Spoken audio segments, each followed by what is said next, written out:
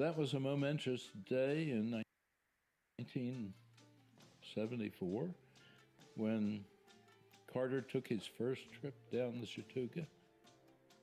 The Chautauqua was the first time I ever risked my life, I would say, in going down a wild river.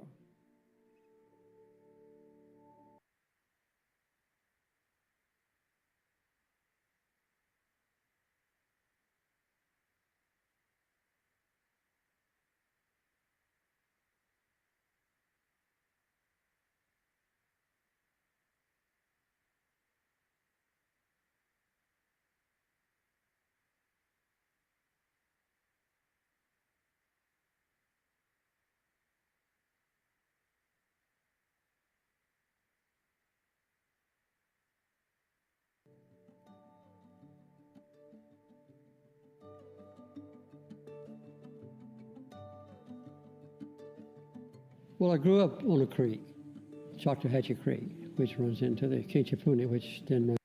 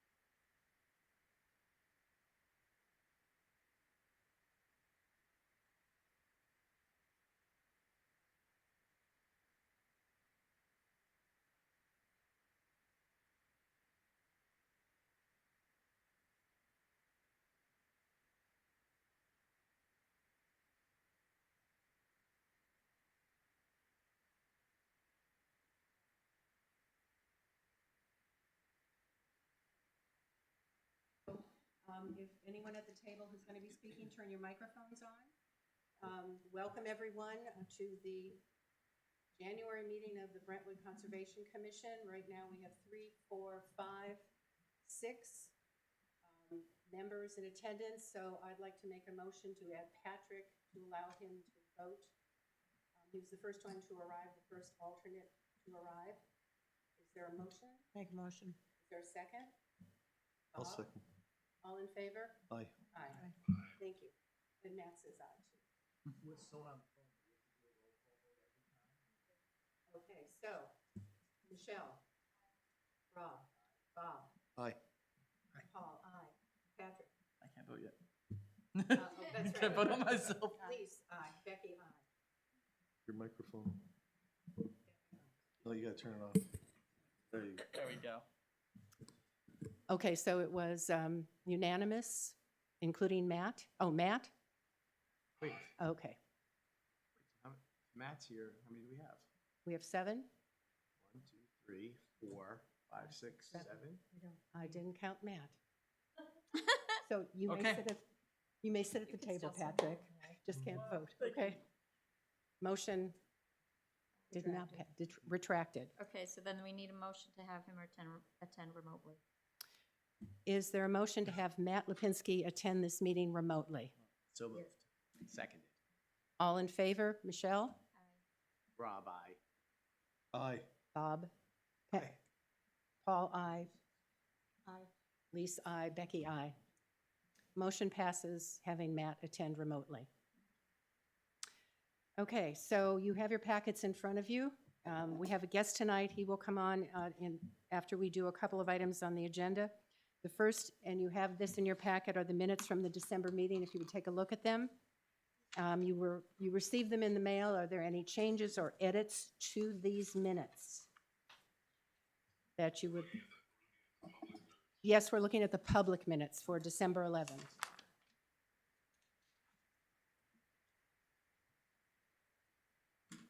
It seems like a long time ago. Yeah, right.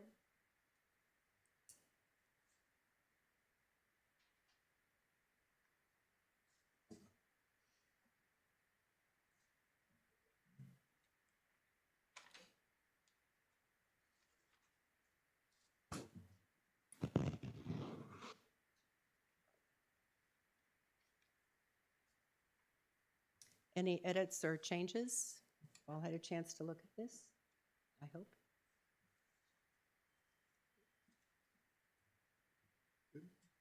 All, okay. Is there a motion to accept them as written? Moved. A second? I'll second. Okay, and any discussion? Okay, the vote. Michelle? Aye. Rob? Abstain. Bob? Aye. Paul? Aye. Lisa? Abstain. Becky? Aye. Matt? Okay. So it, 1, 2, 3, 4, 5 ayes, 2 abstained.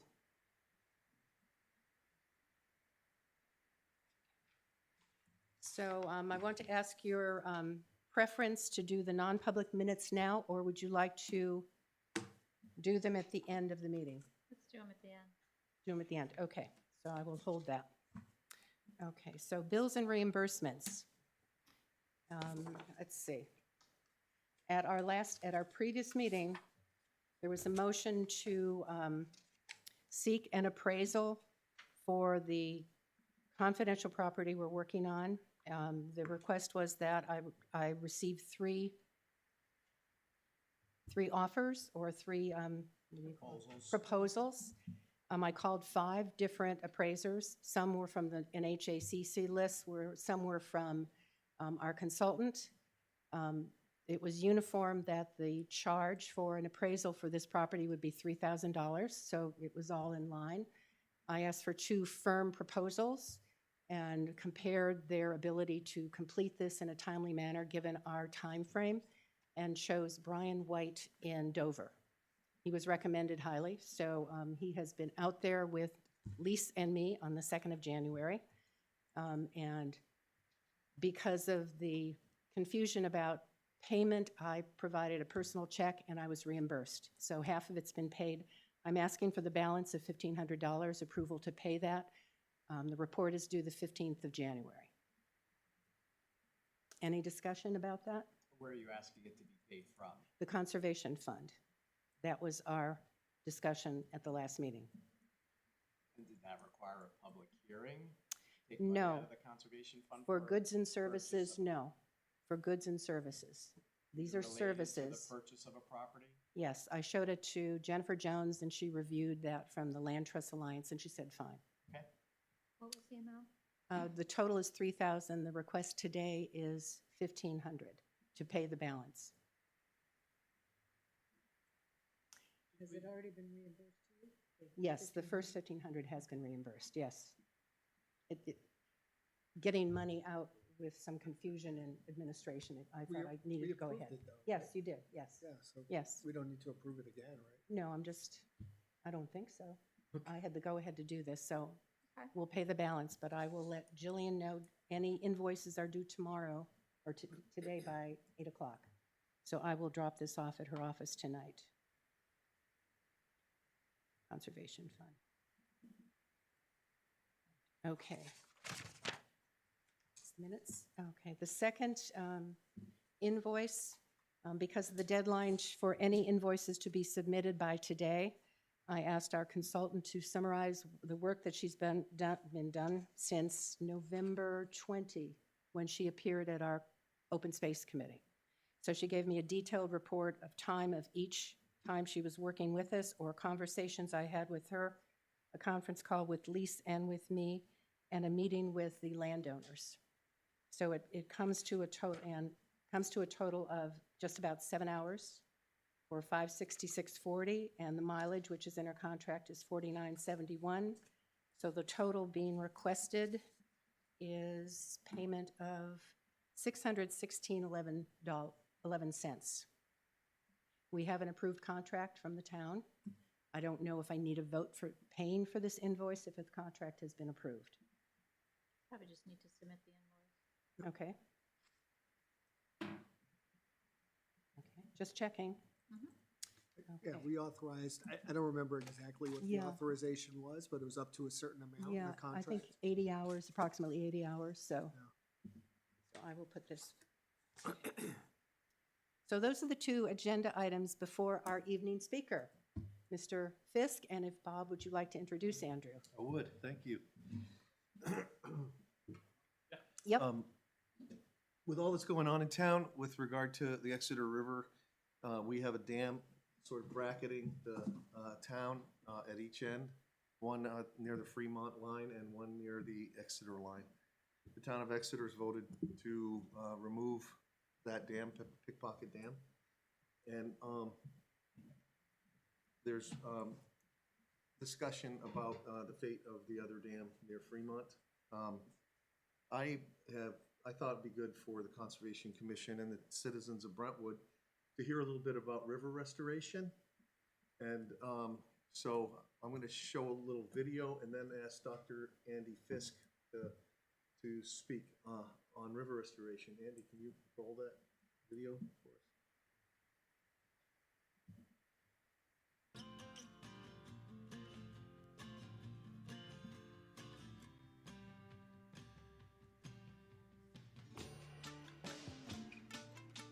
That was a momentous day in 1974 when Carter took his first trip down the Chattooga.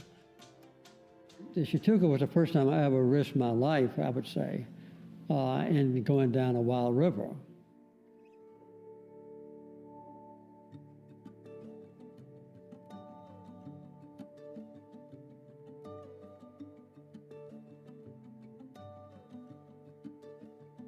Well, I grew up on a creek, Choctawhatchee Creek, which runs into the Kinchapuni, which then runs into the Flint River. Some of the most vivid memories of my childhood is going fishing with my father, who was also an excellent fisherman. And so I became deeply interested in fishing in water and streams. Being on a trout stream, which is always lovely, the water's always pure, That's still some of the most awe-inspiring experiences I ever had.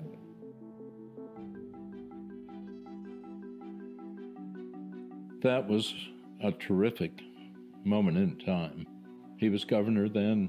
You know, each time Claude would call me up and say, well, Carter's committed to running this section. Can you be a part of this? Can you paddle a canoe?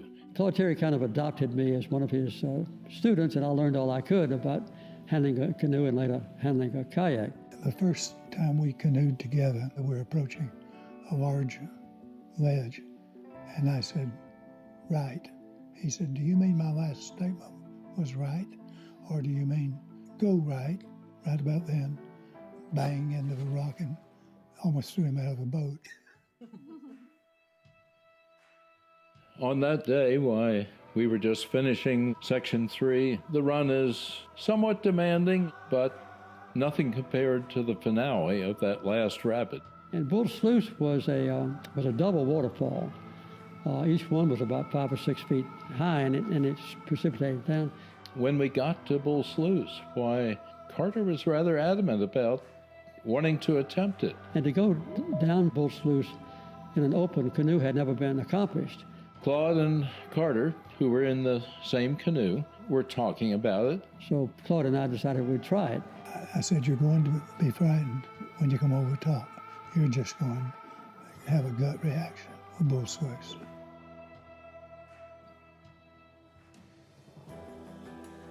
Roaring over low rocks, low waterfalls, and at times whipped into a whitewater frenzy. And I was sure they would swamp at that point. There is a religious experience in coming over top of a huge rapid and burying your bowman face down till you maybe can't see him.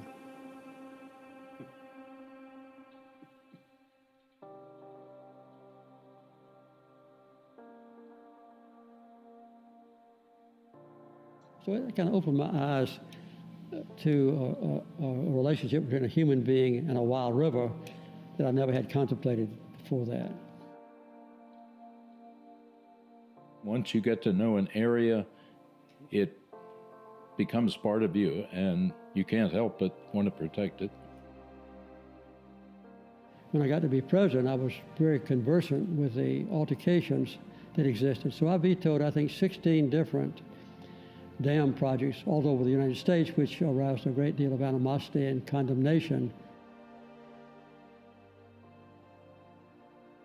My motivation, I think, was trying to preserve as much as I could of the beauty of God's world.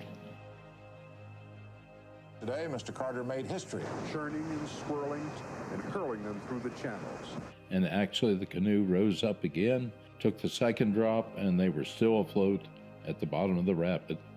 And we actually made it successfully. We only had about 4 inches of freeboard left when we got to the bottom. There were a lot of congratulations both to Carter and to Claude on that run. I think it gave me a sense of, you might say, heroism in confronting the awe-inspiring power of the Chattooga River when I had a major responsibility as the governor of a state.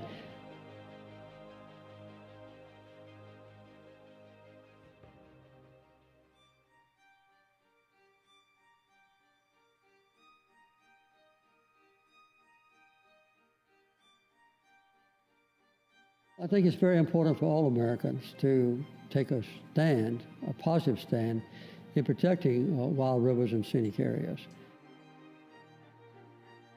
So we can make a major push in the Congress and get the wild and scenic rivers legislation extended.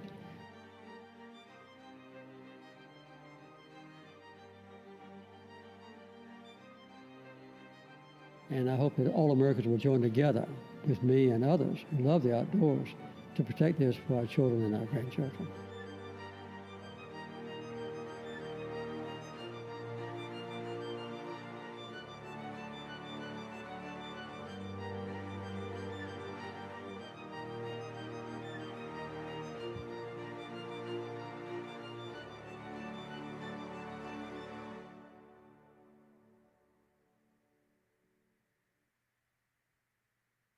Thank you. So this video was produced in 2018. I know President Carter recently passed, and when I stumbled on it, I thought it was appropriate to show just now. I think it's pretty telling that he was very conservation-minded, and I thought we should just get a glimpse of that before we heard what Andy has to say. So I want to present Andy Fisk, Dr. Andy Fisk. He's worked in conservation across New England for over 25 years, enrolls across Maine state government, and as executive director of the Connecticut River Conservancy. He's energized by working with local communities to find environmental problems and fix them so that everyone can be sustained by the benefits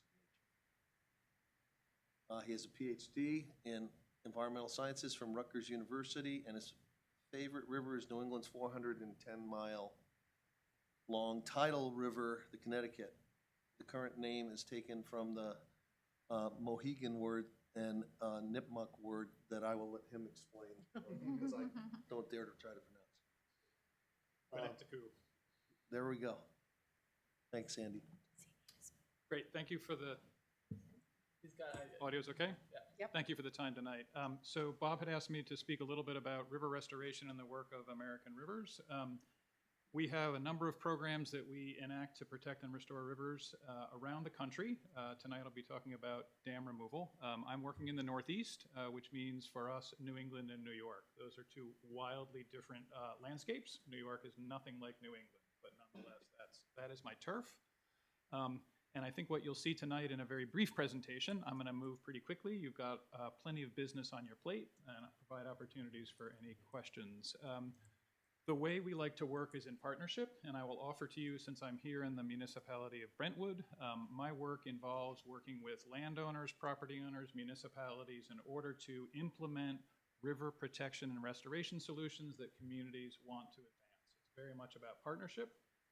And I have worked with municipalities across New Hampshire to implement municipal infrastructure projects, Vermont, Connecticut, and Maine, and so very much enjoy being here in the municipal space. Let me tell you a little bit about American Rivers. Our dam removal program has been in place for a very long time. We've worked on hundreds of dam removals around the country, from very small to very large. We have been involved most recently in the largest dam removal in the world, the Klamath River system in Oregon and Northern California. That is a project that is valued around $450 million and involved 4 simultaneous dam removals along the Klamath. We are also involved in very small dam removals that, frankly, you could undertake with a sledgehammer yourself. So we do it in all sizes. We have a national goal of removing 30,000 dams by 2050, which will open up 300,000 miles of river. That may seem like a pretty significant number. I will say that the dam removal movement, frankly, has accelerated dramatically since about 1999. You see here in this chart, this represents dam removals across the country over time. And since 1999, the dam removal movement has accelerated dramatically. And so there's been about 2,000 dams removed in the US since the turn of the 20th century. So what's been going on? Mid-1980s, the state of Wisconsin, frankly, led the way, and they began enforcing dam safety legislation. New Hampshire has a very good dam safety program. Wisconsin recognized that they had a lot of problematic dams that were a threat to public safety and began actively doing that through state legislation of the dam safety program. A seminal event in the dam removal movement occurred in Maine in 1999. American Rivers and a number of other organizations advocated for the removal of the Edwards Dam. This was the first time that an active hydropower project was put in front of FERC to balance the costs and benefits. It was a 3-megawatt project that was generating a little bit of electricity, but frankly impeding the restoration of the Kennebec River, which is an incredibly important river for many migratory species of fish, including restoration of Atlantic salmon. FERC said there are more costs than benefits, and it for the first time said the dam needs to go. That actually spearheaded a lot of momentum nationally to start thinking about those costs and benefits of dams that are in our rivers, and the ones that have more cost than benefit should be removed. So it's been about 1,800 dams that have been removed since 1999. New Hampshire removed 40. Your neighbor Vermont, frankly, is well ahead of New Hampshire. 72 dams as of the end of 2024 have been removed in Vermont, and it frankly has the most competitive ratio, number of dams removed per the number that are in the state. All right, well, 30,000 dams removed by 2050, big goal, right? Well, it depends on what you define a dam to be. If you characterize a dam based on its height, and I believe that's a 10-foot height or greater, the National Inventory of Dams says there's about 91,000 dams. There are many more dams that are blocking river systems that are much smaller than 10 feet high, and we calculate that at over 500,000. And so when we say remove 30,000 to open 300,000 miles, that's an ambitious goal, but it is genuinely only attacking part of the problem. It's important to think about dams analogized to a watershed and a circulatory system, right? If you have a lot of cholesterol in your arteries and veins, your circulatory system is not going to make you healthy. It's exactly the same thing with a watershed. Too many dams impair the health of watersheds. If you're wondering the statistic, yes, New Hampshire has 4,700 dams. If you compare that to the large state of Maine, Maine only has about 1,100. Connecticut has about 4,500. So New England and this part of the country, as you can see, has the honor of having a very, very high intensity of dams. Can I just ask you, is that Yes. 4,700 of the 91,000 or 4,700 of the 500,000? 47 of the 500,000. Many of the impoundments in New Hampshire are smaller dams. If you think nationally about hydropower dams, there are only 2,900 federally licensed or regulated hydropower dams in the country. So it's a pretty small portion of that 500,000. It's important to also note that many of these are in poor condition. Over 6,000 of those dams have a high or significant hazard rating, which means if they fail, there are big problems downstream. Our work is to be able to accelerate, and so what we say is to reach that 30,000 goal. There's about 100 dams that are removed across the country every year. We want to scale that up by a factor of 10. So if we have 1,000 dams removed across the country, we'll be in better shape to reach that 30,000 goal by 2050. That means about 20 dam removals per state. Last year in New Hampshire, there were 3, right? And so there is a significant effort to be able to put more capacity and infrastructure into getting rid of those dams that are no longer serving an important purpose. Why do we do this? One of the reasons that you often hear about is to restore access for migratory fish, river herring, Atlantic salmon, sea lamprey, American eel. So what? It is incredibly important to think about the benefits of migratory fish and the opportunities that they provide for economic and ecological restoration.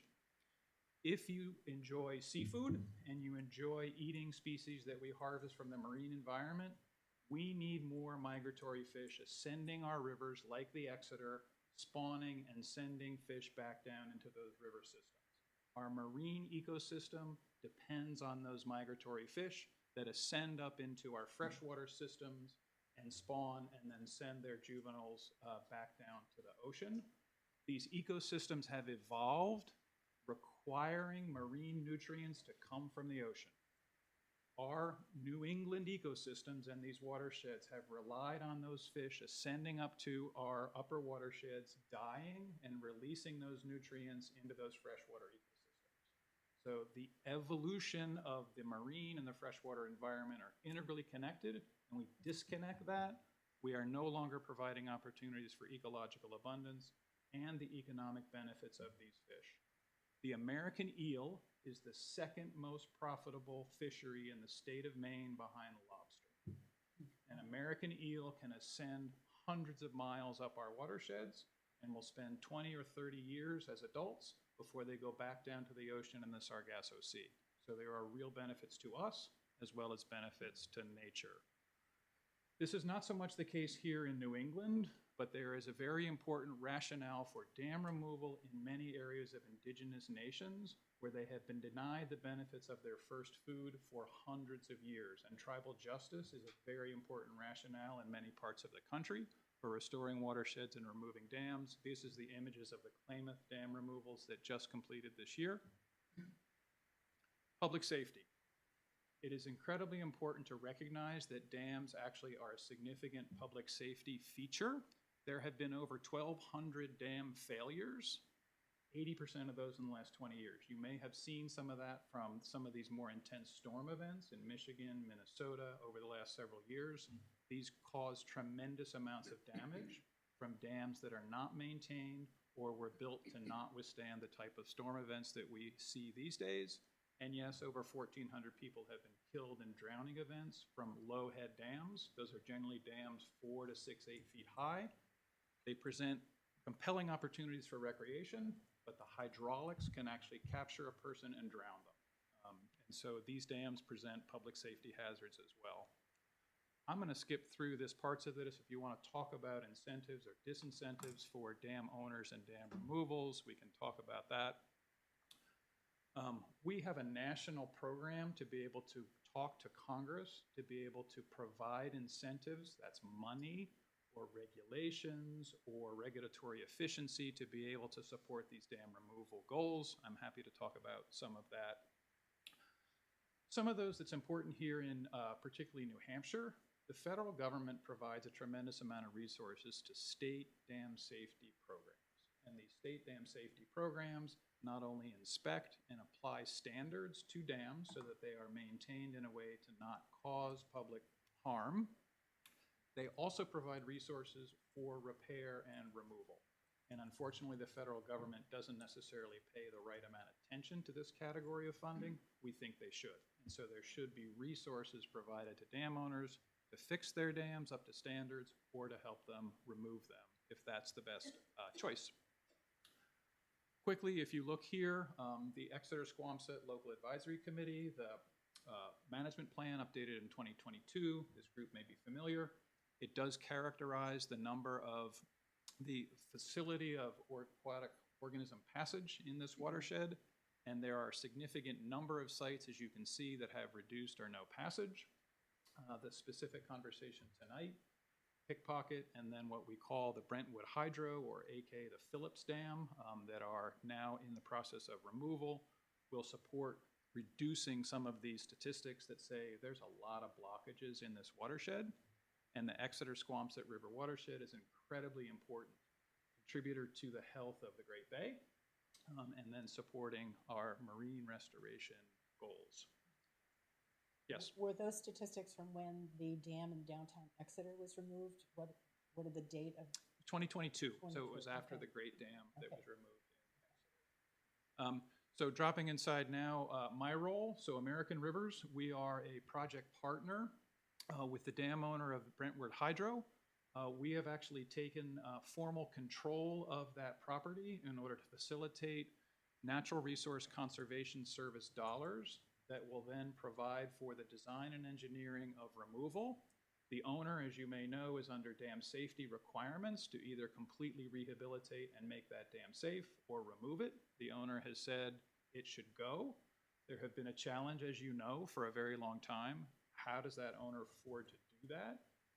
Our job at American Rivers is to facilitate getting federal dollars, and it can be quite complicated, as you can imagine, to get the federal dollars to a nonprofit.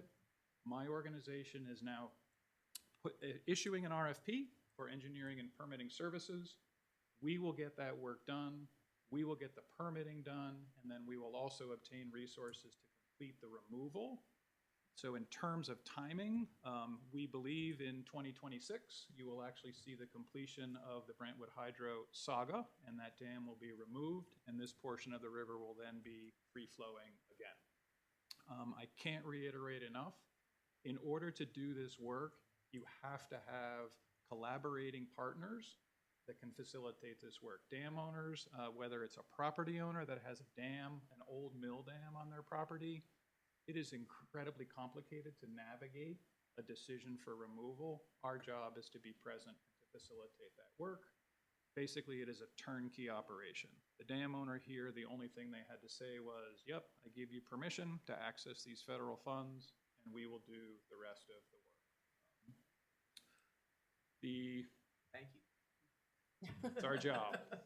Pickpocket Dam, I'm happy to talk a little bit about this. You have followed this. This is clearly underway. The town of Exeter is continuing to work upriver. They are applying for funds through the NOAA Fish Passage Program. The Pickpocket Dam removal will be very, very competitive for removal, given the work that was previously done for the Great Dam. And so with these two removals, then this section of the Exeter River will be free-flowing. And then we'll see what happens as far as the migratory fish, how they ascend up the rivers and rebuild these populations. Went blisteringly fast. Bob, other questions, observations? So just talking about the first of all, thank you. That was very informative. So specifically with the Pickpocket Dam, I mean, it's owned by Exeter, but the majority of the impact is in Brentwood. So as a town looking out for our residents and landowners, what is it that we should be focused on, assuming they go forward with the dam removal, in terms of that process of how all the exposed soil, everything that's going to happen upriver? Can you explain, like, as a town, what we should be looking for during the process to help our residents? Absolutely. It's incredibly important. I'm working in a project right now in Yarmouth and North Yarmouth, Maine. And Yarmouth's dams are coming out, and guess what? It's going to have impacts in North Yarmouth on their dry hydrant and access to the river. So I think if there are existing access locations that are based on the reservoir elevation being there and it goes away, and you need to be able to say, Brentwood has a hand carry access site or some sort of recreation site, you want to be able to have the dam removal consider how you can continue to get to the changed river from that same location. You should certainly pay attention to the plan. When you remove a dam, what you're going to do is take away the structure, and then often you don't really know what's going to happen to the stream channel. So there's two strategies. You can say the stream channel will recreate itself, or you can actually actively construct or anticipate a stream channel. There's two strategies. You could say we're going to rebuild a stream channel because we don't think a natural channel formation is the best outcome.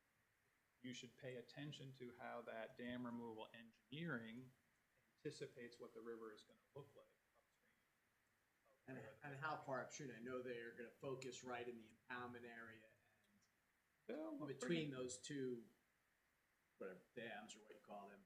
But how far upriver? I mean, it's going to impact a couple miles in town probably. Project scope always considers the reservoir. So when you come up with a design and engineering, and they did this in the alternatives analysis, the reservoir has a certain distance, right? And so when the dam goes, that's the affected project area. Because the water level is held by the dam. Goes away, that distance is then going to be exposed. And so that's the area that they have to understand what's the channel going to do when the dam is removed. How do you restore the riverbank? What kind of infrastructure needs to be maintained, paid attention to. So I would say pay attention, listen to what the design is going to be. I don't think there's going to be anything dramatic or I don't know what infrastructure is within the reservoir, but we've got plenty of expertise to be able to pay attention to what the design will look like. Is that responsive? Bob, do you want to add anything? I promised myself I wouldn't. It's a new year. Maybe it's time to keep promises. Full disclosure, the consultant to the town of Exeter on Pickpocket Dam is a client of mine. So I'm going to speak generally about dams, not about Pickpocket. But yes, the infrastructure that's there, like dry hydrants, is important. The run-of-the-river dams, which are, most of these style dams are, which are dams that cover most or all of the channel width. They generally don't retain a lot of water in a storm, so they have a permanent impoundment that's was once used for power, but they don't impound extra water normally in a storm, which means that in a storms equal floods, and in a flood, the river is just a bump in the river. So the issue isn't flooding downstream or changes. Generally, it's not changes to FEMA flood maps and other things.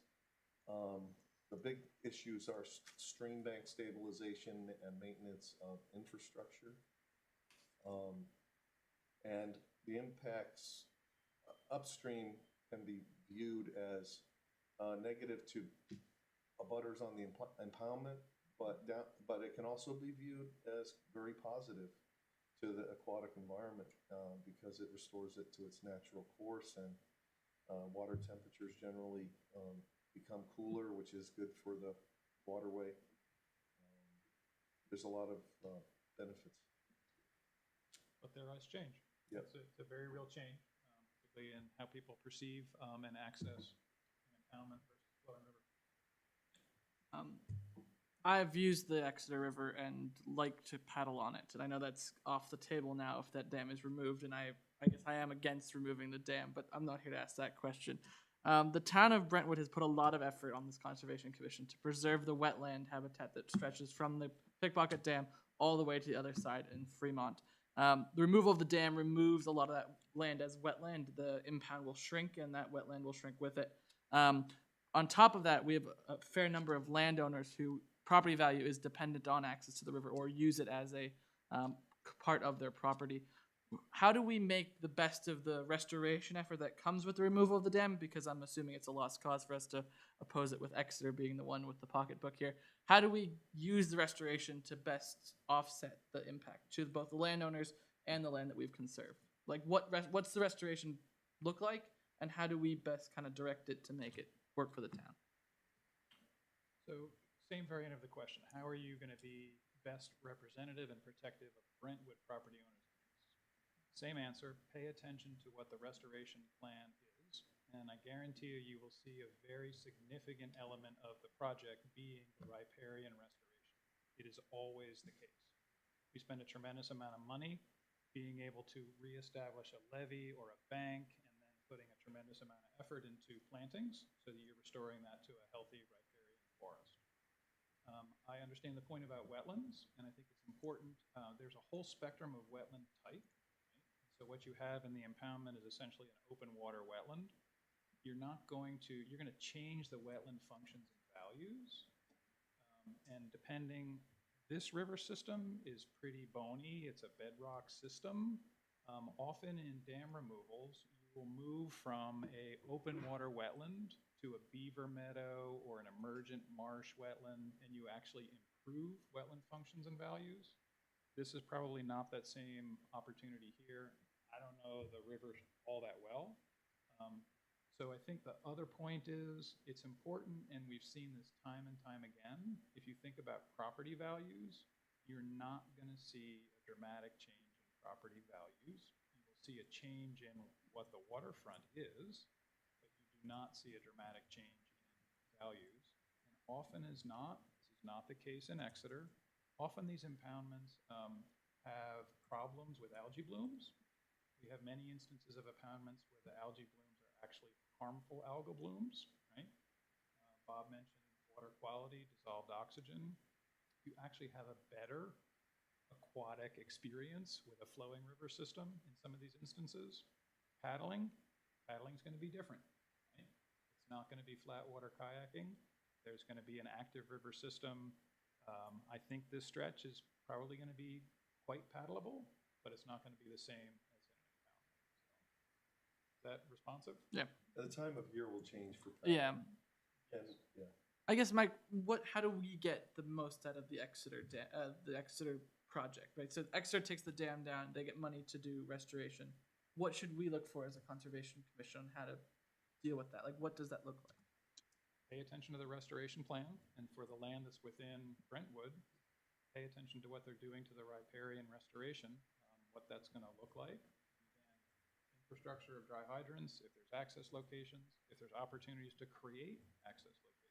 In Yarmouth, which is downstream of North Yarmouth, the dam application that we're putting forward is proposing to improve North Yarmouth access to the river once the dam is removed, because they've always wanted more infrastructure in the park.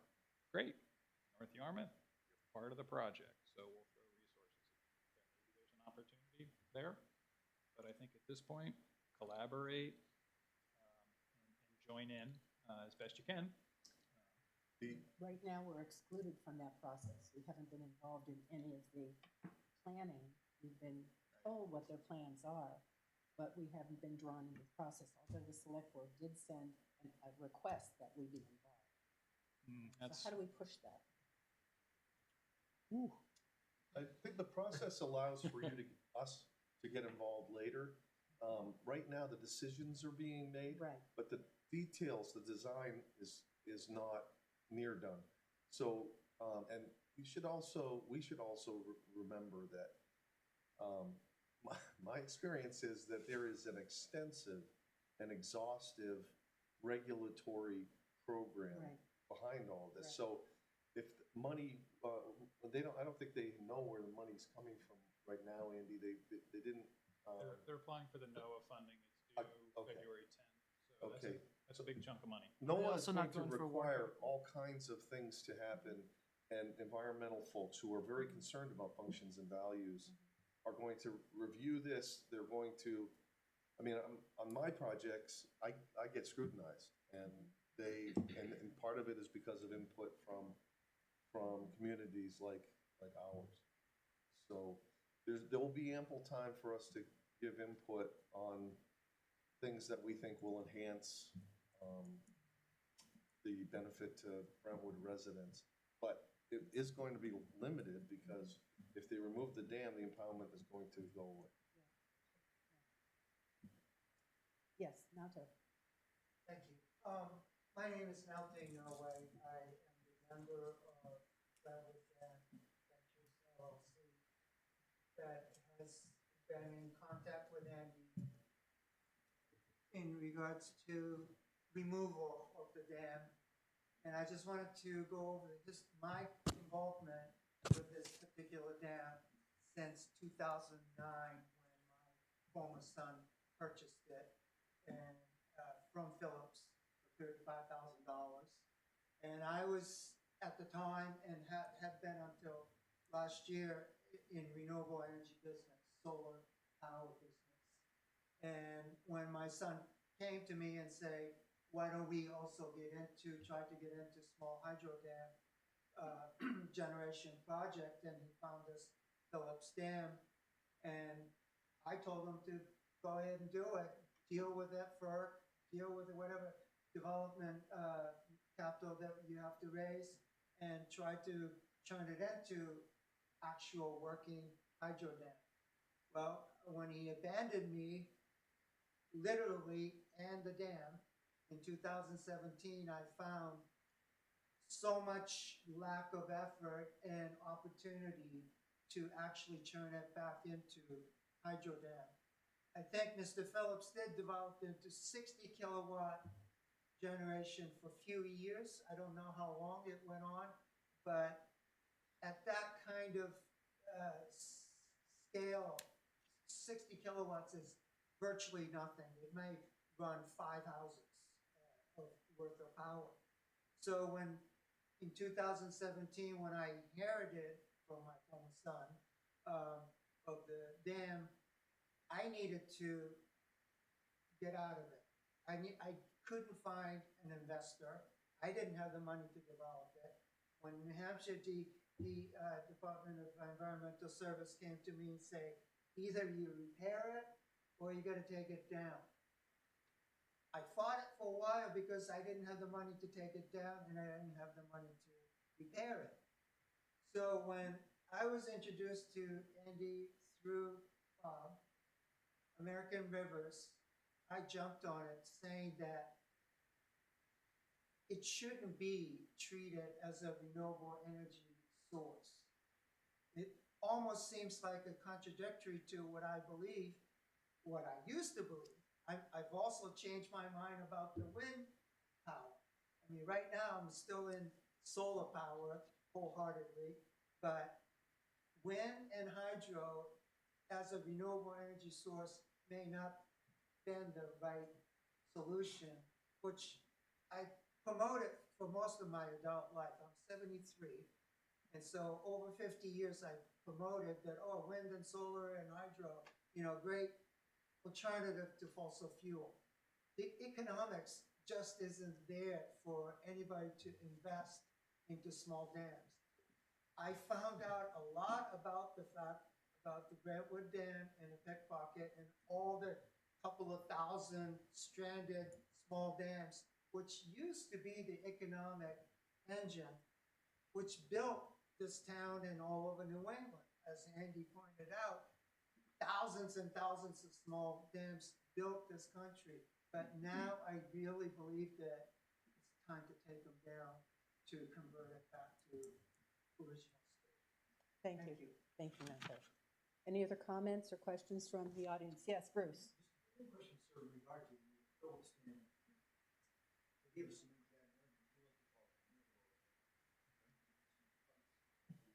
the bottom line is for about 5 years. For 5 years,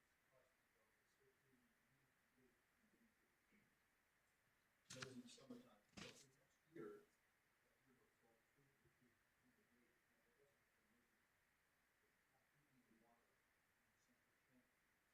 all vegetation.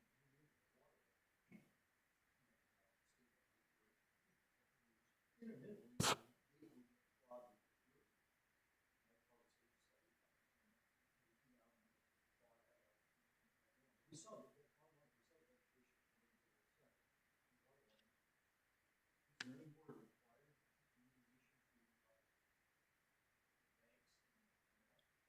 I imagine, yes, we'll be looking at the restoration of the banks. Often you have active planting of getting a riparian forest back, so that will be part of the scope of the project. That's what we do.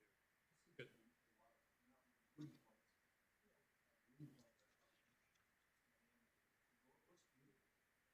And there may be invasives, and there's always invasive control as part of the work. If you've got knotweed growing in there, part of the project is to get that out and keep it under control. So. Anyone else? Emma, could you come up to the microphone and introduce yourself? I forgot to have Bruce do that, sorry. Hi, Emma Laham, I'm an alternate on the committee. How do you get the knotweed out and keep it out of a river? It is a difficult challenge, certainly. So when you actually have bulldozers and heavy equipment in that are actually working on the riverbank, you have a real opportunity to get the rhizomes out. Otherwise, it's intensive control, whether you're going to put 6 or 8 cuttings in a season, heavy plastic, or herbicide.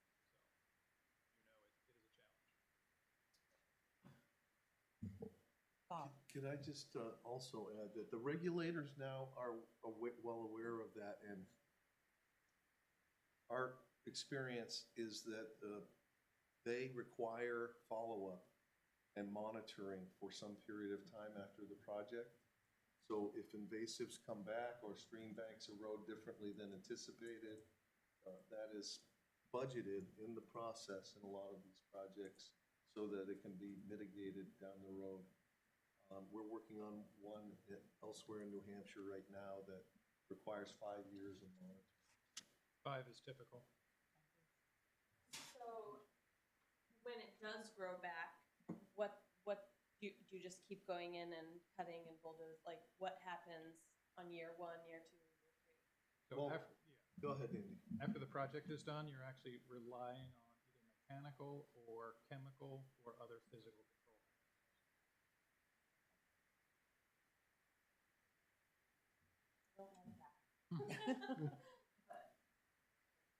Just to follow, so based Bruce, introduce yourself, please. Yes. You can use. Bruce Stevens, South Road. So apparently you've worked, sir, for the last couple of years, you've been aware of the activity going on at the dam there? For about a year, I've been yeah. involved. How far upstream from that would you think would be impacted by any sort of remedial work? I wouldn't want to answer that yet. That's part of the design and permitting process to define what was the reservoir area. So to be determined. And so in the last couple of years, it's been very stable there. The water seems to run clear and clean. And again, hope you're successful in making that happen. And also pickpocket. Any further questions for Andy? A question, is it possible to get a copy of that PowerPoint sent to us so that we could have it as a resource if we'd like to share it with others? Sure. It'll be recorded, but I would like to have that. That would be great. Thank you.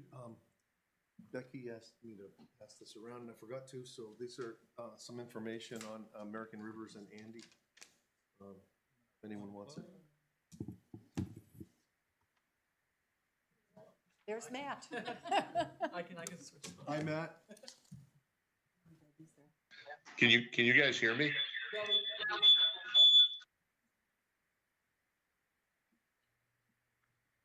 So I can turn off the phone, right? He's muted. He's muted on his end. He muted himself. I think. Matt, if you can hear us, can you unmute your mic? Can you unmute your mic? Yes, but And then start that's when again? the feedback Yes. starts. Can you hear us now? Only through your phone, Okay. Oh, through the microphone? I think. All Um, right. The call dropped and I don't hear a thing. I hear you faintly. Something about a volume at your end.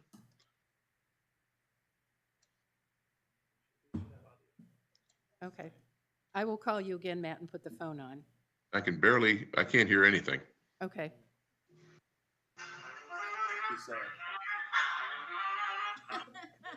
Hello? Question for Andy? We're connected, Matt. Can you hear us now? Yes, I can hear you now. Okay. Okay. So thank you, Andy, very much for the presentation and for the assistance. Thank you, Bob, for arranging this. Good questions. Appreciate it. Have a safe drive back to where? Holyoke. Oh, that's a Okay, hole. that's a hall. Thank you.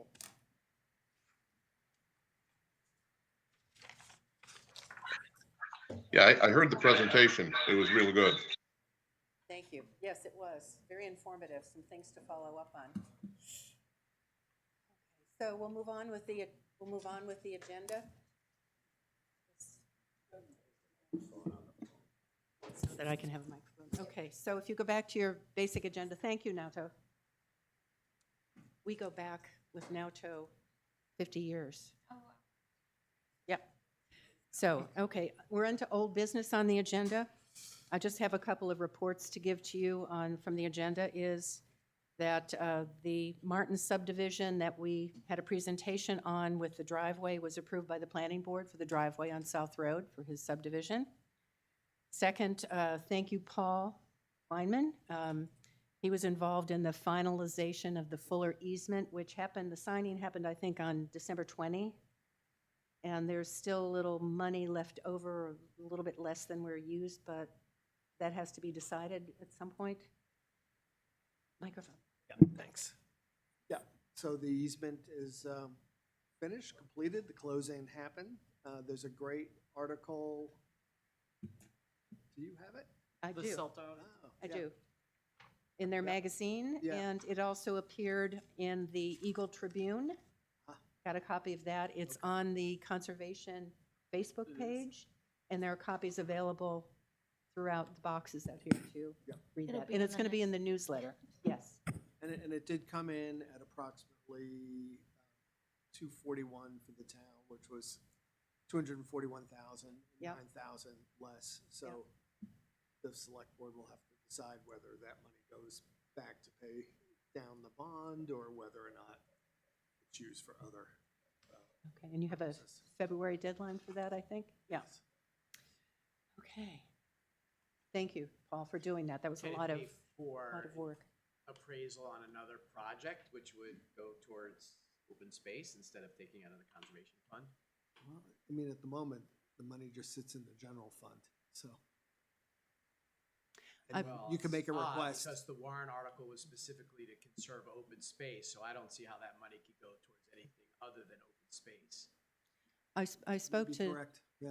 I spoke to Jennifer Jones asking if it could be used for any legal fees we come up with the properties that we're going to be looking at. So, I mean, yes. it seems to me like that would need to stay allocated towards the next project or potentially Or roll back, expenses. Yep. Certainly makes sense. Yeah. Okay, so thank you again, Paul, It was a learning process. as it is for me as well. Just a quick update on the Prescott project, the one where the castles used to be. Remember, we had 2 presentations. We signed off on it. I talked to Brendan Quigley from Gove today. He said they've answered all the questions from DES. They've submitted their application, a second fee. DES agreed that their application came in before the rules changed, but there's still a little uncertainty. They're reviewing it. He said they should know by the end of the month whether it's all approved. He's hoping anyway. So everything is, it doesn't impact what we've done, but they're just keep moving it along. So I just wanted to give you that update on that. I told Brendan I would say that. So thanks to all of you for passing approval on that. Next item under old business is the easement monitoring report. If there's any update from Lisa, I know there's been a lot of activity. And there's been a lot of cold weather, so mine has been on hold. I've done some, but Okay. still working on Yeah, it. so yes, I'm waiting for just a couple more that. Okay. Okay, well, I hope the weather cooperates. Warm weather. Okay. Next on the list, I have Conservation Stewardship Fund. We've talked about that. Rob brought that up as a possibility. There are a number of parcels in town that are owned, that are conserved by the town. The easements are with the town, and we do not have a capital reserve fund to be able to pay any legal expenses or monitoring expenses. We do that through the budget. So Rob submitted that to New Hampshire listserv, New Hampshire Conservation Commission listserv, and there have been some responses, but not as many. There was a good one from Durham this week, but we'll put that all together and come back. Can I just discuss it Sure. now, or- Yes, you can. So we did put out on the listserv, we did get a few answers, which I shared with Becky, the emails. So basically, we had 3 responses. Barbara Richter from NHACC thought it was a good idea, and pointed out that it is a requirement for the Land Trust Alliance accreditation. So most of the land trusts, or many of the land trusts are accredited, and they would follow that sort of process. As you said, Todd Selig, the town administrator of Durham, came back. They do have stewardship funds, specifically outlined. They have a whole guidelines for acquiring conservation or open space lands, which does require a contribution to it. Of interest, kind of as we're going through this, and I think you saw the emails, they are open to being the primary holder, although in Durham, which has quite a bit of staff, he says, I generally prefer to be an executory interest holder, so not taking the primary. And then the other person was someone from the Milton Conservation Commission, who basically now they have a rule that they will not take any primary easement holders. They do have a legal defense capital reserve fund, and they have split their conservation fund into certain things, such as general stewardship and legal defense. And they say they have a small budget for normal expenses. They, on the Conservation Commission, monitor town-owned properties with volunteers, but they pay Moose Mountain Regional Greenways, the land trust up there, to monitor all their town-held easements. So they're not really requiring a stewardship fund because they're not taking over any primary easements anymore. Okay. So those were the 3 we heard back from. All had some sort of positive response to a stewardship fund. So it's good information then. Yep. We should talk about moving forward with this, seeing if it's something we want to do through either dividing our conservation fund or setting up another fund? Yes, we could discuss all those. I mean, it seems the best thing would be to take money with each Easements, yes. new one. Again, if the town decided it does want to be the Mhm. primary easement holder and take on those responsibilities in the future. Okay, It's a lot of responsibility. yes. I That's mean, why we haven't done any for the last. well, 10 or that was the beauty of the, the project that we just did with Fuller, to not be primary, I thought. Yeah. In my review. I think we should always be primary. Always. But I'm not affiliated with any outside interests. Your microphone. Who is? Yeah, nor am I. Nor am I. To be continued. Thank you, Rob. Not that I know.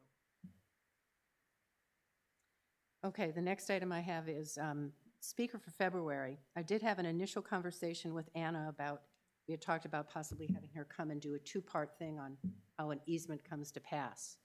I have not followed up with her on that with the holidays and everything else, but I will do that. But are there any other options or suggestions for February? We have March booked. Any ideas for February if this does not come to pass with Anna? Well, I thought she was gonna help discuss the easement language, Yes. but we're not sure if she could attend our meeting. I'm not sure she has a regular Wednesday commitment with another organization, so that's what I have to clear up with her. So I will pursue it, I will talk to her, but if there are any other ideas to bring forward. Well, we talked about, we have a meeting with the UNH Cooperative Yes, Extension, so yes. we could ask someone Sarah? from them to do Yeah. that topic instead if, Or another topic, yes. okay? So when we meet with Sarah on the 14th, Well, maybe you could firm it up with, Anna first, Yeah. yes, will do. First. Anna first. And I don't and think we then- need to do it. I don't think we have to fill every Yeah. single Right. meeting with Right. a speaker. I It's agree. okay to do every other, yeah. Okay. so. So we can skip February and do March, skip April and Yeah. do May. I mean, the only thing is with potential Yes. easements coming up, the idea, I think, was to refamiliarize ourselves or learn about what the current easement language is Mhm. so that we can review it. But yes, we don't need to fill every month. Well, let me talk to Anna and see what her schedule permits. And go back to the every other month. Could read the Fuller easement. No, I read it, this still doesn't mean, I know what it all means. There is a document, I think NHACC has a document, sort of an outline of how you pursue, and there's another document from the New Hampshire Land Trust Alliance that's a really good guideline outline. So there are resources out there. So we'll pursue and come up with a plan. If there's nothing else on to that, next item is follow-up on the recreation presentation. It was summarized. Matt did a great job putting that together. I asked Heather to look at it because she was sitting next to me in December, making all kinds of mad notes and details. So I asked her to look at what Matt had written. So Heather asked her to speak. I do have the write-up, yes. Use the table microphone too, Beth. This is what Heather put together at my request, summarizing our concerns that we expressed in December. We are an advisory role only. So this is taken as a recommendation based on what we heard.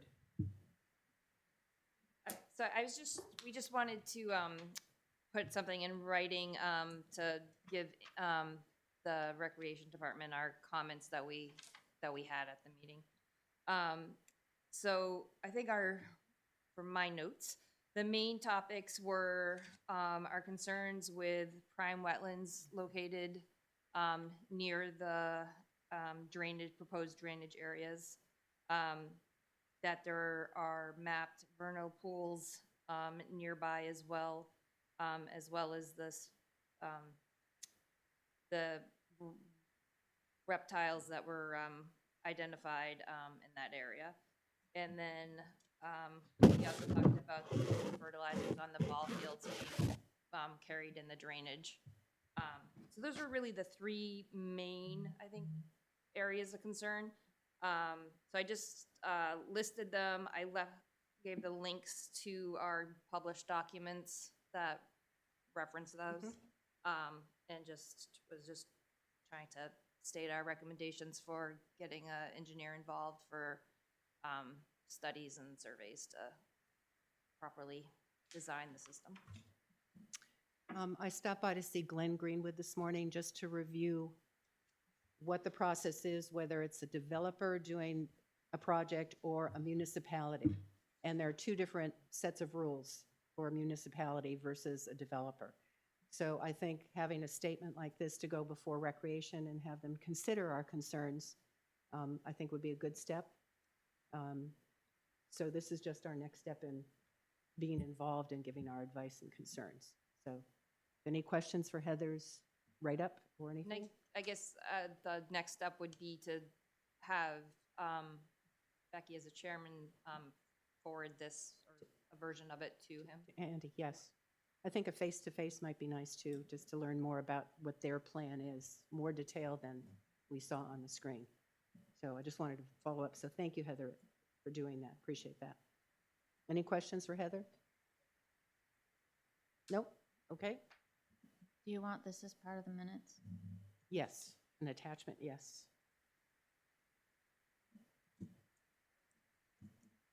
Okay. The Open Space Committee is the next item. We have a meeting scheduled for January 15 at 4:30 p.m. in the Sanborn Room. We're going to talk about where we are with our work on communicating with landowners, how we're getting information out there, and if there's any discussion about a specific piece of land that the owner wishes to be confidential to a certain point, we will go into non-public on that. So we're going to meet on the 15th. Anna's on alert to be part of the meeting. As I said, we expect the appraisal on the 15th. It may be a little tight to be able to do the discussion, but I'm hoping we have time to do that on the 15th. So we're moving forward with that. Oh, and Jeff Dvorak right now is working on updating all of our documentation. So he called me today to say he might not be able to attend that meeting. He'll try, but he'll be working in the background on what kinds of records we're creating. New business, just some general announcements you have in your packet. I'm getting a lot of things from different organizations about workshops and webinars and information, so I thought I'd pass them along to you in paper form. There's Taking Action for Wildlife. It's a 4-part series. It's in your packet. Webinar, I attended a couple of these remotely on Zoom last year. I found them very informative. They're on wildlife habitats, wildlife corridors, habitat consideration for trails, and community engagement. So I think there's some good information. So anyone is interested should sign up to attend these, and they will be recorded, so you can always follow them afterwards. So I think it's interesting information. Second announcement, Fish and Game. When Matt Tarr walked with Bruce Stevens, Rob, Debbie, me on the property over at the Stevens Field, Matt surveyed both and mentioned the small grants program through Fish and Game. There was an announcement that they're open for applications, so I called Matt. We're eligible, so he said call him back in March and he's willing to work with us on the application. So that may cover something for the second part of the Stevens Field. So. What was his name? Matt Tarr, T-A-R-R.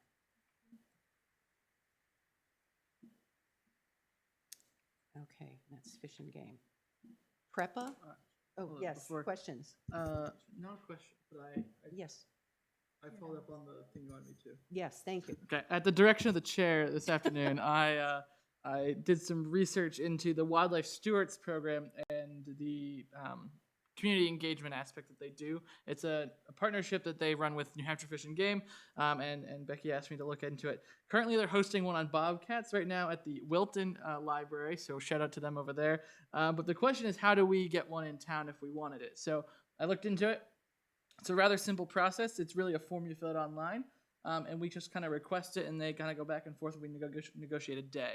And I guess my question here is, if we wish to pursue either that particular topic, or there's a series of 5 of them, you could pick any of them. But if we were to do that, would we want to do it here at the meeting? Would we want to do it as like an open space thing at the library? Exactly what format were we looking for? And I can find a day, or we could offer a day. Open Space has been talking about ways we can involve residents with public programs. And I think there's so much on Facebook of people posting pictures of bobcats in their backyards. We've seen them in ours too. I thought it might be a topic of interest, but there are other topics too.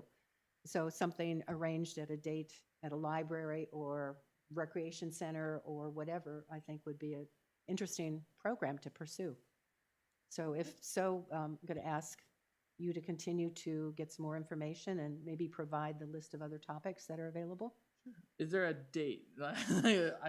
Any month maybe? April, is that a March, April? Is that a good, well, March is town meeting, elections. That's kind of a tight month. April? April might be a good month, or May. I don't think I can do more than 3 months out. I think that's the restriction. Oh. I did look into it, so I think it's Okay. it's more than 3 weeks, less than 3 months. I could look to see if they could do April. Yeah. Okay. Thank you very much, Patrick.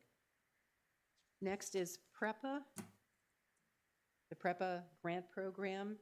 I think, Rob, you and I have both signed up to attend the PREPA's webinar. They're doing a request for proposals. We're part of the Piscataqua Region Watershed, so we are eligible. It's going to walk us through the guidelines, project concepts. Abigail Lyons is the person who is directing this. So that happens on January 15. Oh gosh, I don't have the date in front of me. January 15. I'm sorry, let me look. January 15 at 10 o'clock to 11:30, and it's an online thing. So if anyone else would like to sign up, I can pass along this information, or you can look under, find Abigail Lyons, and I will share that with you. So it's going to be interesting. So that's the other announcement. Anything else? If anyone's interested, please contact me. Okay. Other business? Rob, you brought up New Hampshire coverts, so I put this in the packet. Yeah, so it's a fantastic free program that Cooperative Extension, along with I think other people, offer it. When I did it, which was pre-COVID, it was 3 days, and we slept over at one of the centers, which I can't remember which one. All free. They take like 20 people a year. I know I've done it. Jane Savage, I think Emily Schmalzer, and probably other people in town. Mm-hmm. And then your commitment is to come back to the community and spread the word, Mm-hmm. and do a project of some sort, or commit some amount of time. But it's really great. Like throughout the day, you have a forester, a botanist, a rivers guy, and all these experts come in and talk to the group, and then you go out and see different sites. So anyways, it's free. You apply for it. You know, it's just great, broad knowledge on a lot of different conservation topics. So anyone interested in broadening their horizons? I'm looking at people in the audience. Maybe Paul, since he's our liaison, would be interested in going on a 3-day adventure. Vacay? I would love that. I absolutely would. Well, now you have the information how to sign up for it, Paul. Yes. Okay, that's all I have, but I have, Bruce Stevens contacted me. Would you like to come up and mention?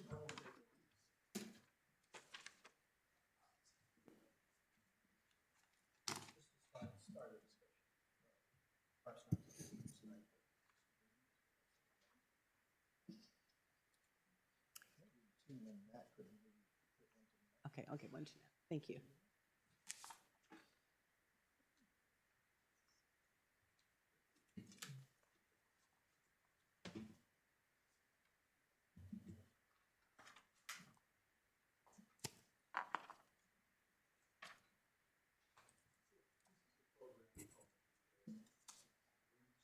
would you stand at the microphone? Yeah. Thank you. So this handout is about a project that's supported by New Hampshire DES, New Hampshire DOT, and UNH Technology Center in Durham. And it's referred to as the Green Snow Program. And it's a snow and ice management program. It first came on our radar here in Brentwood back, well, almost 2 years ago now, when the River Run development on Mill Road was being proposed. And near the end of the program, a board member suggested that the developer ought to be required to maintain the green snow protocol in terms of the way he dealt with ice and snow on the property. And initially I was against it because I thought it was singling out one development versus the whole town. That one development has all enclosed drainage, so all the water that comes off the roadways, taking in sand, salt, sediment, and that sort of thing, is treated on the property. And then I got to thinking about the Mill Road in front of the development, where you've got a 22-foot wide width of pavement and some shoulders, and the town salt truck goes down that road, and half the salt that comes off the right-hand side of the truck heading south goes directly into the Exeter River. And also, I know we have an understanding that we have 8 major town bridges in town, and none of these bridges on town roads have any control or any treatment, basically, of the water that comes off the road. Not only the water that comes off the road, but the water from the drainage area around the bridges converges at the bridge and then pushes all of that ice and snow material into the river. Rob did a project, should acknowledge, over on the Hegg Road Bridge, where he was the first to come up. The Conservation Commission, but that was, was one project. It was kind of a model project, but the town hasn't spent any money subsequent to that to do anything with any of our other ones. So bottom line, obviously, is if it was a good program for one development, it's a good program for the whole town. And the most interesting part of going to this, so Doug Finnan and I, along with 3 members of the Brentwood Highway Department, went to an all-day seminar in Portsmouth back in October. Doug and I took the test, and so we're actually certified snow experts. I'm hoping that at some point the DPW workers will go on and take that test and be certified as proper applicators. But I won't speak any more to that particular point tonight. But the second page of that brochure is a template for what types of treatments for ice and snow should occur based on temperature and, well, basically based on temperature. And you'll note one thing on there that suggests that any temperature during a storm higher than 25 degrees, and that's what a lot of our storms are like that. Being here in the seacoast area, we have the warming effects. So a lot of times we have storm temperatures 25, 35 degrees with heavy wet snow. In those situations, they suggest 0 sand. We use a lot of sand here at Brentwood, an awful lot of sand. And I talked to Kingston here recently. Kingston participates in the program, and they use no sand at all on their roadways. And we've all kind of witnessed over the last 10 years. You look at big parking lots like at Walmart or Lowe's, you don't see any sand. And big benefit of that is that's not, I don't know just how that carries pollution to the river. Rob could explain it, I'm sure. But there's ways that, I think we can do a better job. And of most interest to me is the fact that we can save a lot of money by using a lot less salt on roads to accomplish the same, have safe, clean roads. There's a whole lot to it. So I'd like members to just read through this brochure if it's something that you also think it would be important to the town, both from an ecological standpoint and from a monetary standpoint. Doug and I will work to get a representative from the UNH Tech Center to come over sometime this summer. Town meeting coming up, it's too early to have much effect on this year. But certainly during the summer months, we could put a package together it would be my hope, again, if I didn't say it earlier, that the Conservation Commission would approach the Board of Selectmen and ask the Board of Selectmen to officially adopt this green snow program. I had attended a workshop at UNH on this.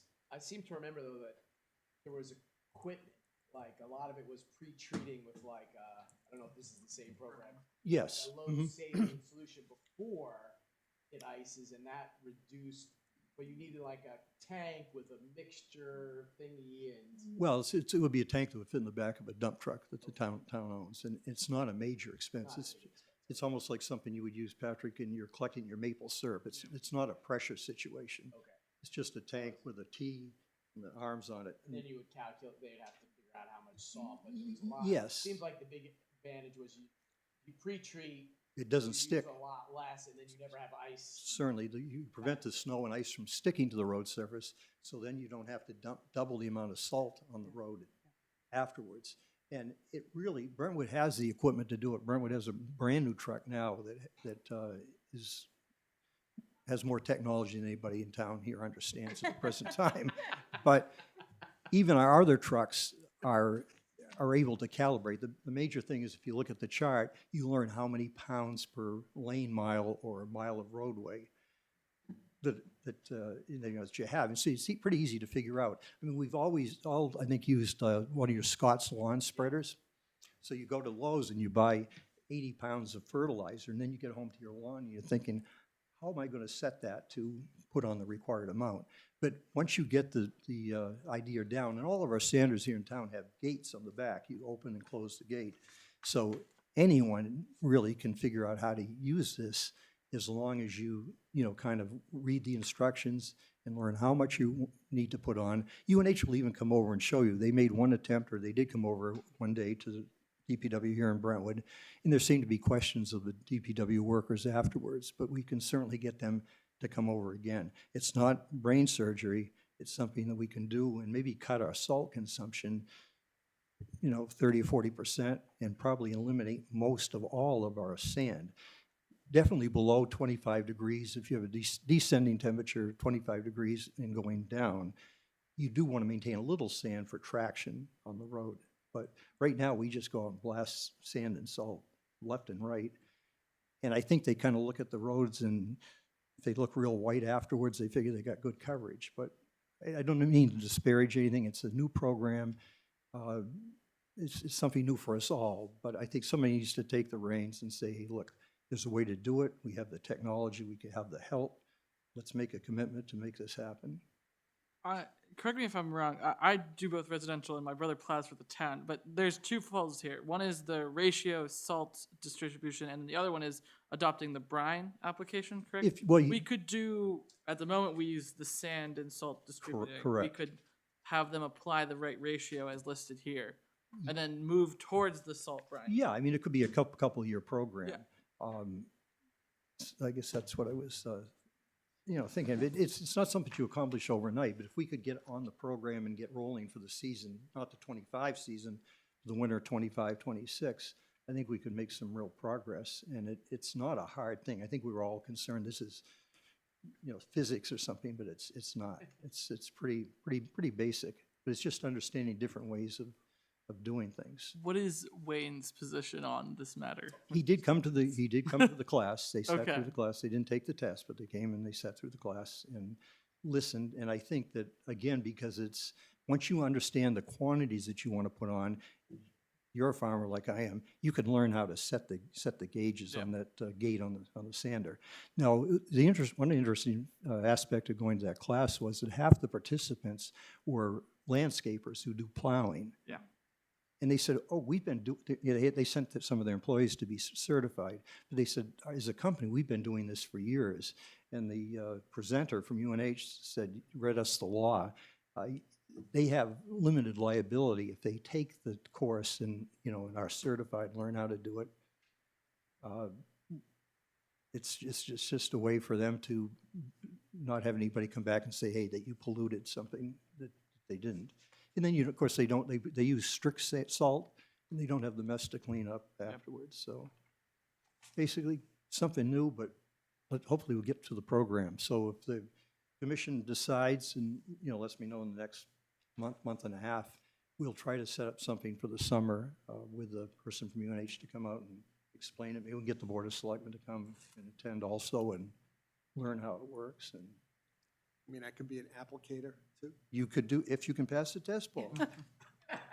We're I've gonna said- send you away to wood camp, and then we're Yes. gonna send you to Yes, Express it's, Salt. anyone could pass the test if you attend the seminar and work it out. The only reason for the test is they want to make sure that you understand what you're doing, how you're calculating. Yeah, the statute actually makes applicators immune from liability for like slip and fall lawsuits when they use the green program on private Yes, lots. and that's why these people, these Right. private operators were Right. there. So at lunchtime, they had a lunch break there, and they had Panera sandwiches, were pretty good. So I got to speak with the presenter, and I said, hey, you made it very, very obvious that this is not a high-pressure thing right now, that you're trying to get as many towns to come in and participate in the program. I said, but what's the ultimate goal? I said, let me guess. I said, at some point, DES is going to come out with some administrative rules that are going to require all towns to report their usage. So the handwriting's on the wall. Is that the goal, Bruce? I mean, like, I heard all this, and I'm not saying that it's great to throw sand all over the roads or salt in the river, but I didn't hear the goal. Well, What's the goal? Well, the goal is Save money? we're going to save money on salt, Yep. and we're also going to ecologically improve our rivers. Are we gonna spend the money we save on salt on this? Well, there's really no. I mean, we have basically have all the equipment. We don't have a tank that we can put on the back of the truck, but I mean, we're not talking $100,000 or $50,000 or $25,000. It's more like $10,000, perhaps. I'm not saying it won't. But is this better for the environment? You're saying? Well, yes, I would say absolutely. Okay, is there any information you can send us that demonstrates that? Well, if you wish to, right on the front page of this are all the links. Yeah. So these are the links. Okay. So I should look in some of these. to Sure. see. Just Google them And you also contend that this will save us money. Right, because I think that we're using a lot more salt based on the, well, I don't have mine, but you have on your back of all your pages are all your calculations for pounds per square mile, pounds per. Well, I know, but we're gonna spend money buying whatever. This is. Before we get into too much detail, Right. how about we take up Bruce's offer and we invite UNH to come in maybe to our May meeting or something? Because we might as well get the experts here rather than try and speculate on responses or keep us much faster. Oh, yeah, and I'm no expert on it. I was just trying to bring the subject up. Bruce, do you know if they're holding any of these things like upcoming? Because I don't really see why we have to wait if it's that simple to Well, transfer. we did attend the October meeting in Portsmouth, and a person from this program did come out and talk to our DPW people right here on site. So they have an appreciation now of at least a general idea of how it's to be done. And again, a farmer can go out and spread fertilizer. This isn't really a lot different than that. It's just having some experience, practicing with your different settings on your sander. It's not a big deal. And I mean, if we're telling a developer he has to do it now, in 3 years, the town's going to take that road over. So it'd be a shame if they're doing everything correctly in the development for the first 3 years that the town lets that fall apart. And if it were big expenditures of money, I wouldn't be for it, but we're going to use the same equipment that we have now, just in a more logical So way. what I was mentioning when there's two parts to this, the first part is that we can actually reduce the amount of salt we're using in the system we already have. So that's what this framework is that there's a ratio. Just like as a pesticide or a fertilizer Yes. application, you don't want to oversalt or oversand. And that's what this is. The separate part is that you could also do the brine, which would then further reduce, but you could do half, I guess is my point. One without additional cost would be just that we would train the DPW folks to do the right ratio. We're using the same materials, but we're using less of them. Right. You have to buy a little More bit. precise application. That's- More precise application. But maybe That's not jeopardizing the safety of the public. No, there are different treated salts that you can buy in those, like a big, Patrick, what's the, what do they call them, totes? Farmers buy commercial fertilizer, sometimes in 2,000-pound Oh, yeah, totes. yeah. So you can buy some of the. Super Sec? Oh, that may be a trade name. I don't know. But yes, they do have some different salt products on the market.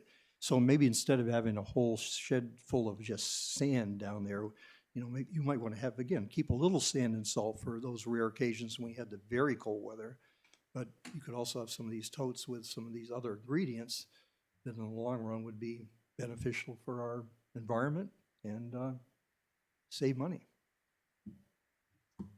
I like your suggestion, Bruce. Thank you for Yeah, coming so here. I'll do some checking with them Okay. and find out how far out the Okay. speaker. And Thank you. I'll talk to you. Thank you. It would be great for the highway department to take the initiative and just do it. I don't know why we have to. We recommend. It's like a Well, it's no-brainer. like anything new, like this technology that I'm trying to understand. Maybe the young buck who's Yeah, plowing. I'll can get on certified. Alex's. I'll get on Alex's case for that. Make it happen. Are there any other topics from anyone on at the table or in the audience before we go to the non-public minutes? I can pass out copies to members of the commission and alternates. I will not share with Bruce, so I'm going to pass out copies. If we need to go into non-public, we can do that, but let me give you a copy of the minutes. And I will collect these after we. If they're minutes from non-public? We have to go to non-public. No, when the select board does their beginning of their meeting, they do non-public, they approve in public session. They don't read them out loud. If there's any discussion, then they go into non-public. Okay. At least that's what I've seen at select board. Yeah, you can approve them, you can review them. You can review them in public as long as there's no discussion or changes. Okay, right. And if everyone is good with them with no discussion or changes, you can vote to approve them in public session.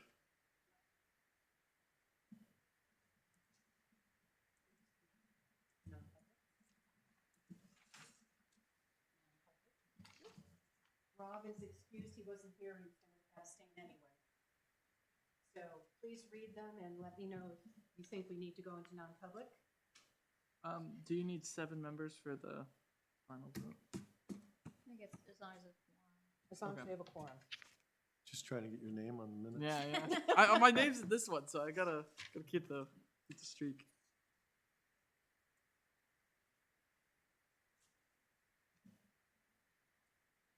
And thank you, Matt, for putting these together as always.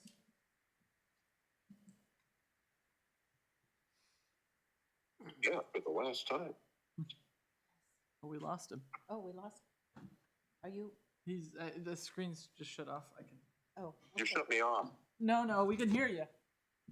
I know because I'm on my phone. That's okay. You don't need to bring me back up. Well, Patrick's so good at this. Oh, no. Okay. I can see all of you.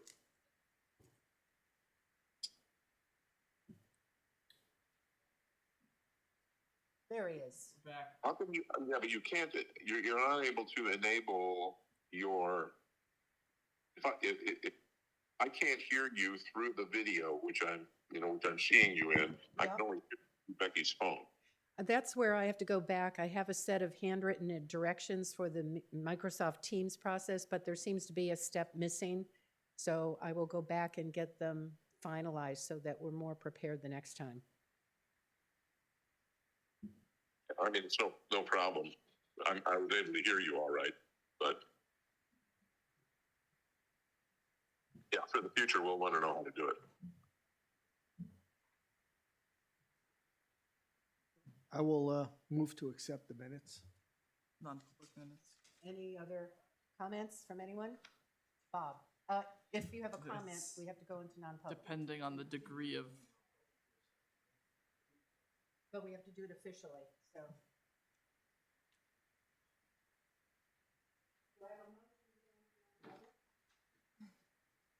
Is it necessary? What is the? I'm trying to decide if it matters enough to me. I think it does, so yeah. Okay, so there's a motion. Can Let's you do this word it in a officially. way that means we don't have to go? I would love to do that, but I don't think that's gonna. Okay, so Very well. we have a motion to go into non-public according to, wait a minute, it's in my, It's right on the top. it's right on the top of this, okay? So who's making the motion? Bob? Yes. Is there a second? If there's no second, it means we don't have to go. I guess. Well, if it's important to you, I'll second it. Okay, let's do an oral, there's, we have to vote to go into non-public with, so we can't broadcast. Okay, how do we turn this off? Would you broadcast the vote and then? Yeah. Yeah. And then. Yeah, turn I it can, off? I can Yeah. do, I'll do Okay. that when you're ready. So, Not voting anyway. the motion is to go into non-public. I'll take a verbal For discussion. purposes of, well, it wouldn't be that. It is that. Purpose of the minutes. Purpose of the Whether minutes. to approve the minutes. Yep. Okay, all in favor? Lise? Aye. Paul? Aye. Bob? Aye. Michelle? Aye. Becky? Aye. Aye. Aye. Motion passes. So we're going to stop broadcasting, turn off the system. Okay, the sign is off. Okay. Okay.